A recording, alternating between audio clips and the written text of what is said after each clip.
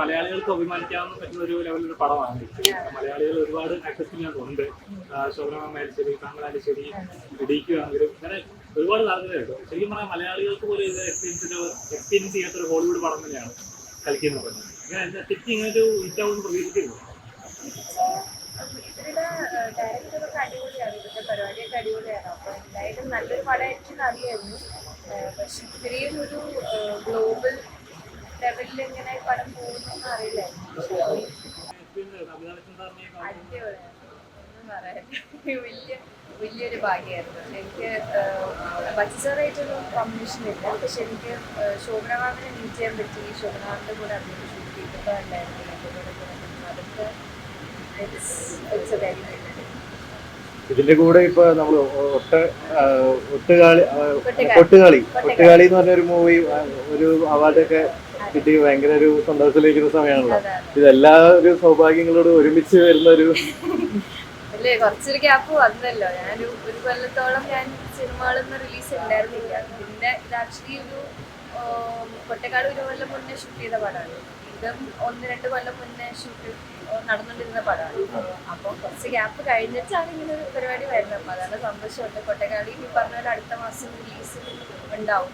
അപ്പോൾ ഫെസ്റ്റിവൽ പരിപാടികൾ നടന്നുകൊണ്ടിരിക്കുകയാണ്.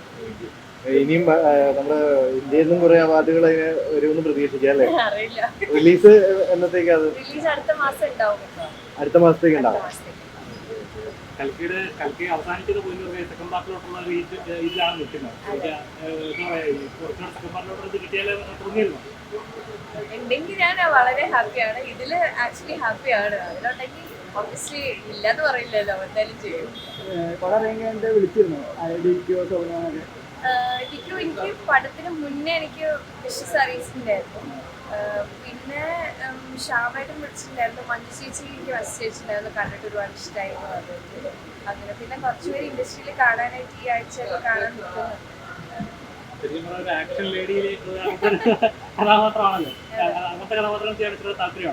താല്പര്യം വെച്ചാൽ അടിപൊളിയല്ലേ, ചെയ്യാൻ നല്ല രസമാണ്. എനിക്ക് ഭയങ്കര ആഗ്രഹം ഉണ്ടായിരുന്നു ആക്ഷൻ ചെയ്യണം എന്ന് വെച്ചാൽ. ചെയ്ത് എത്രത്തോളം റെഡി ആവുമെന്ന് എനിക്ക് അറിയില്ലായിരുന്നു. പക്ഷെ ഇത് കഴിഞ്ഞപ്പോൾ എല്ലാവർക്കും ഭയങ്കര ഇഷ്ടമായിട്ടുണ്ട്. സോ ഹോപ്പ്ഫുള്ളി ഇനി ചിലപ്പോൾ നല്ല പടങ്ങൾ വന്നാൽ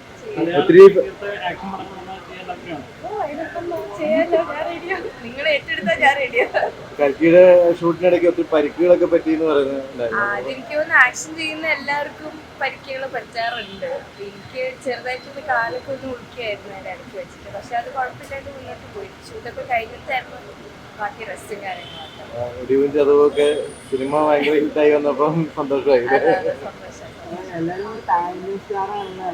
അയ്യോ എന്റെ ദൈവമേ, ഫസ്റ്റ് വന്നിട്ട് സൂപ്പർ ഹിറ്റ് ആയെന്നാണ് അതൊരു സന്തോഷം നമുക്ക് പറഞ്ഞെടുക്കാൻ പറ്റും. അപ്പൊ മലയാളത്തിൽ ആരൊക്കെ വിളിച്ചു? മലയാളത്തിൽ അത് ഞാൻ പറഞ്ഞ കുറച്ചുപേര് എനിക്ക് കാണാനുണ്ട് എന്നാ പറഞ്ഞത്. ഇപ്പൊ ഐശ്വര്യ ഇന്ന് കാണും എന്ന് പറഞ്ഞിട്ട് എനിക്ക് മെസ്സേജ് അയച്ചിട്ടുണ്ടായിരുന്നു. പിന്നെ